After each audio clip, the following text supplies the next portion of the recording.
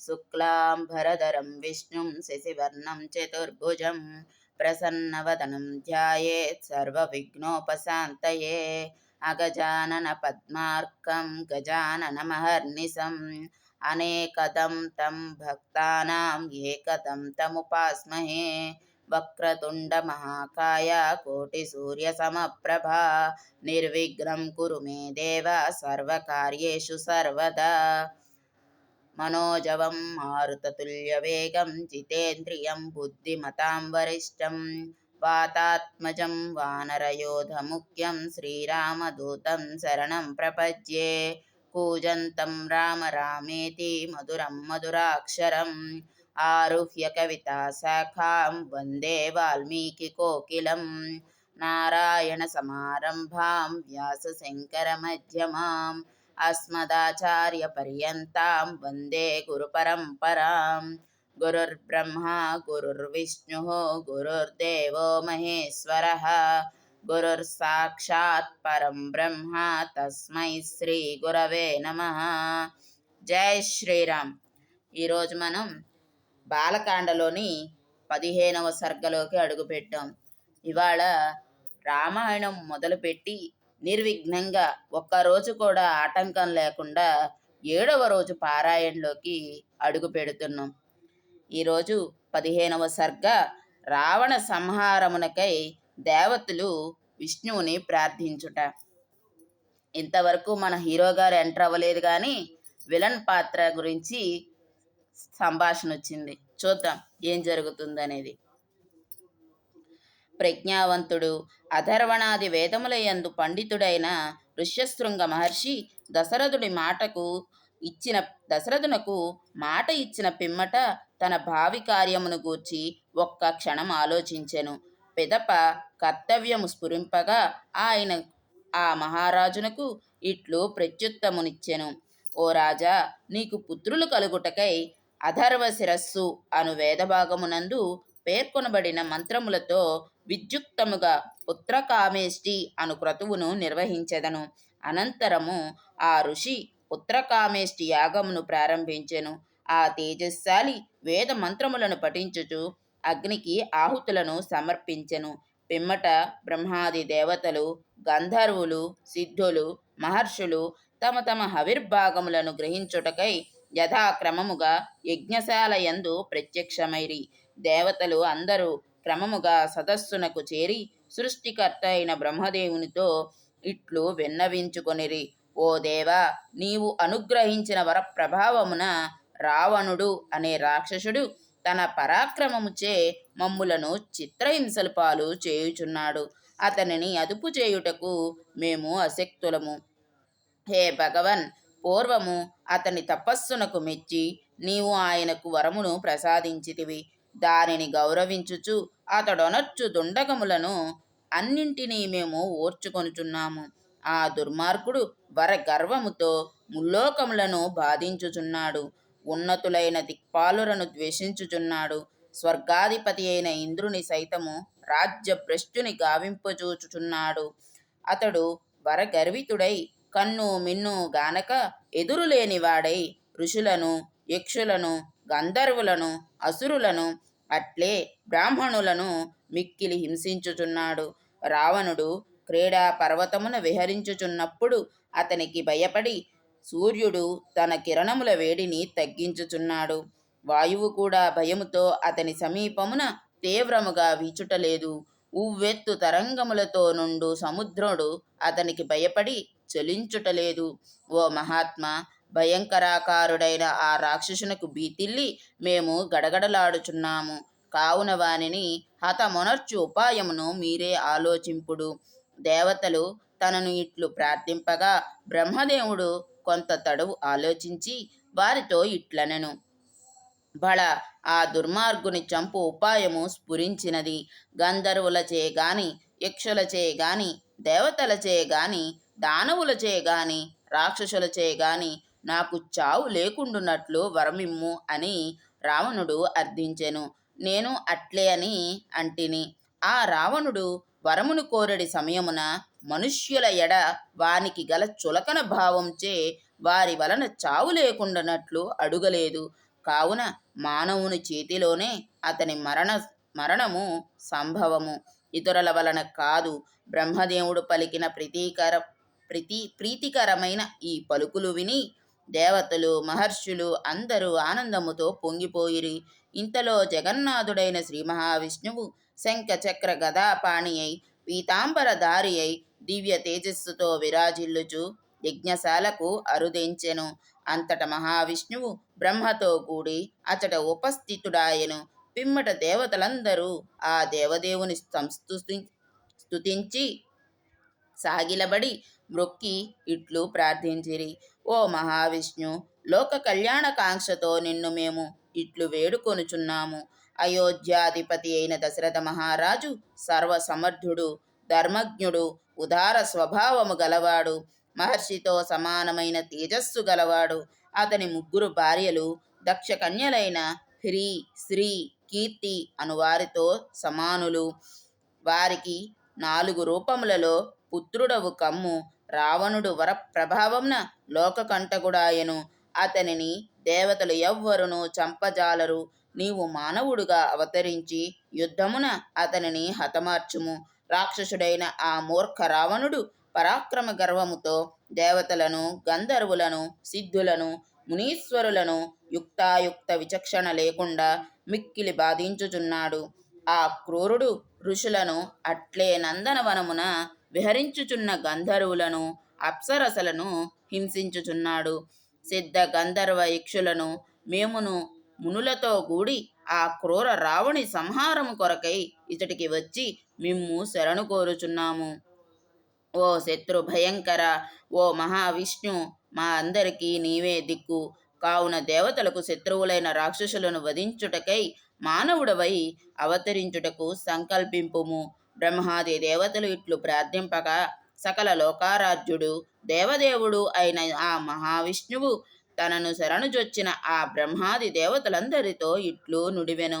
భయమును వీడుడు, మీకు భద్రత చేకూరును. క్రూరుడు, దురాత్ముడు దేవర్షులను బాధించుచున్నవాడు అగు రావణుని, అతని పుత్రులను, పౌత్రులను, అమాత్యులను, బంధువులను, మిత్రులను, జ్ఞాతులను అందరినీ లోకహితార్థమై యుద్ధమున హతమార్చి తీరెదను. పిమ్మట 11,000 సంవత్సరముల కాలమున ఈ మానవలోకమున నివసించి ఈ భూమండలమును పరిపాలించెదను అని సకల ప్రాణులకు ఆధారమైన దేవదేవుడు శ్రీ మహావిష్ణువు దేవతలకు వరమును అనుగ్రహించి మానవలోకమున తాను అవతరింపదగు స్థానమును గూర్చి ఆలోచించెను. పిమ్మట ఆ రాజీవలోచనుడు తాను దశరథ మహారాజునకు 4 రూపములలో పుత్రులుగా జన్మించుటకు సంకల్పించెను. బ్రహ్మ, రుద్రాది దేవతలు, ఋషులు, గంధర్వులు, అప్సరసలు దివ్య స్థుతులతో ఆ శ్రీ మహావిష్ణువును స్తుతించిరి.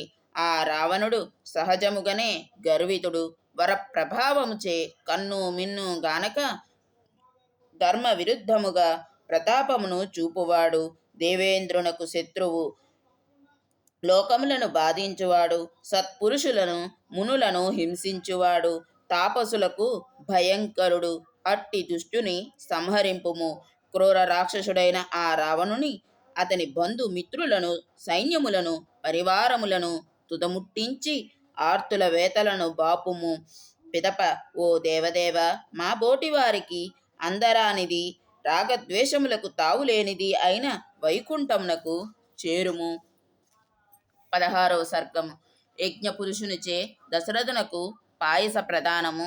దానిని భుజించి కౌసల్య, సుమిత్ర, కైకేయి గర్భములను దాల్చుట. బ్రహ్మాది దేవతలు ఇట్లు ప్రార్థింపగా దేవాది దేవుడైన శ్రీమన్నారాయణుడు తాను సర్వజ్ఞుడయ్యెను. వారితో మధురముగా ఇట్లు వచించెను. ఓ దేవతలారా, దురాత్ముడైన ఆ రావణుని చంపుటకు ఉపాయము తెలుపుడు. దానిని అనుసరించి ఆ ఋషి కంటకుని హతమార్చెదను. నిత్యుడైన శ్రీ మహావిష్ణువు యొక్క వచనములకు దేవతలు ఎల్లరూ ఇట్లు ప్రత్యుత్తరమిచ్చిరి. ఓ శత్రు సంహారక, నీవు మానవుడుగా అవతరించి యుద్ధమున ఆ రావణుని రూపమాపుము. పూర్వము అతడు దీర్ఘకాలము తీవ్రముగా తపమునరించెను. సృష్టికర్తయు దేవతలలో పెద్దవాడైన బ్రహ్మ వాని తపమునకు సంతుష్టుడాయెను. సంతుష్టుడైయున్న బ్రహ్మ నుండి ఆ రాక్షసుడు మానవుని వల తప్ప ఏ ఇతర ప్రాణి నుండియు తనకు మృత్యు భయము లేకుండునట్లు వరమును పొందెను. మానవుల ఎడ వానికి గలక చులకన భావమే అందులకు కారణము. ఈ విధముగా పితామహుని వరము వలన గర్వితుడై ఆ రాక్షసుడు ముల్లోకములను పీడించుచున్నాడు, స్త్రీలను కూడా కించపరుచుచున్నాడు.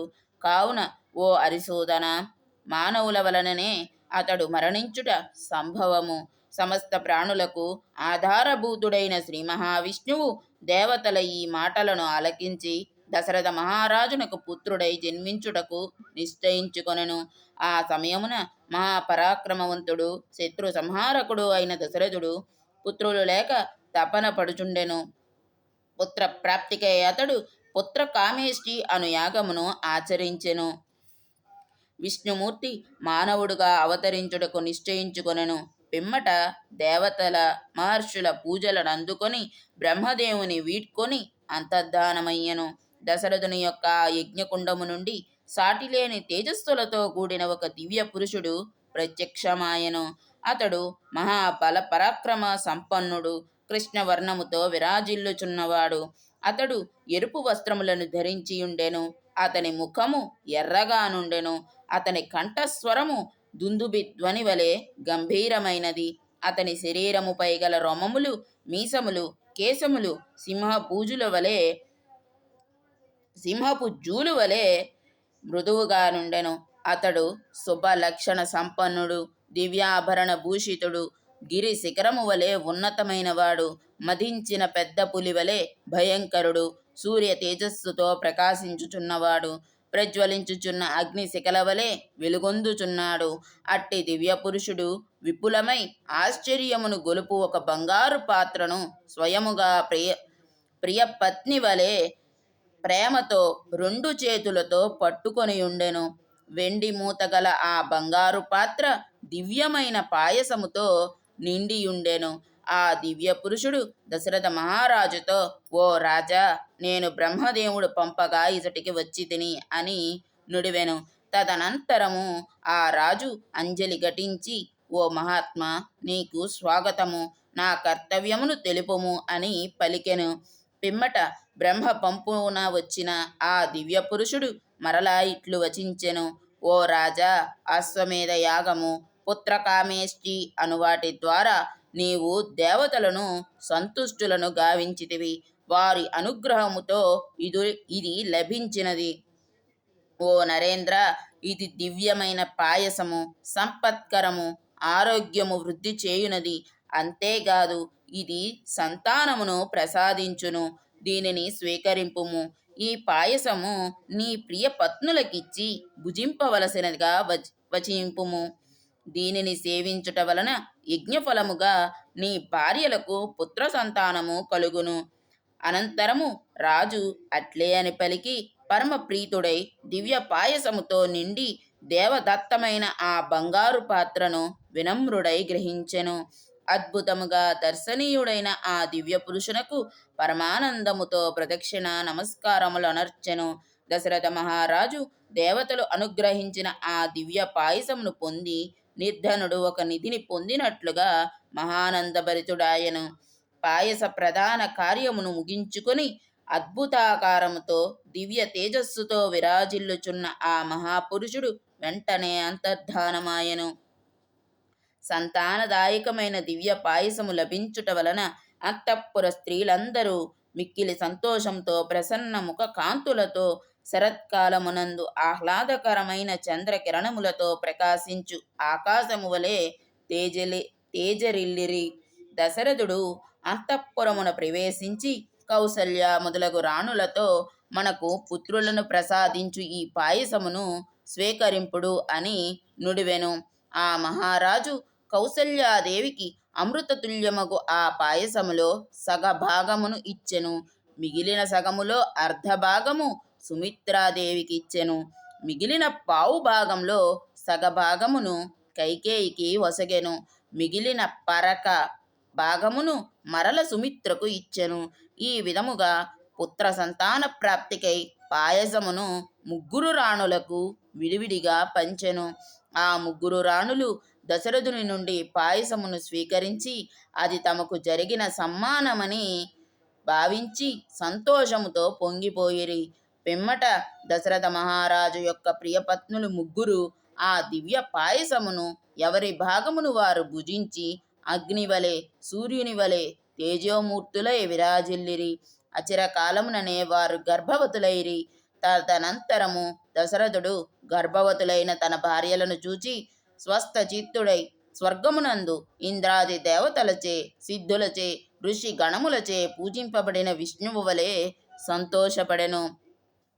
17వ సర్గలోకి వెళ్తున్నాం. బ్రహ్మ యొక్క ప్రేరణ ప్రభావము వలన దేవతల అంశలతో భల్లూక వానర వీరులు జన్మించుట, మహాత్ముడైన దశరథ మహారాజునకు పుత్రుడుగా అవతరించుట శ్రీ మహావిష్ణువు సంకల్పించిన పిమ్మట భవిష్యత్ పరిణామములను ఎరింగిన బ్రహ్మదేవుడు దేవతలందరితో ఇట్లునిడెను. ఓ దేవతలారా, సత్యసంధుడు మహావీరుడు మన అందరికీ హితాభిలాషి అయిన విష్ణువునకు కామరూపులను బలశాలురు అయిన సహాయకులను సృజింపుడు.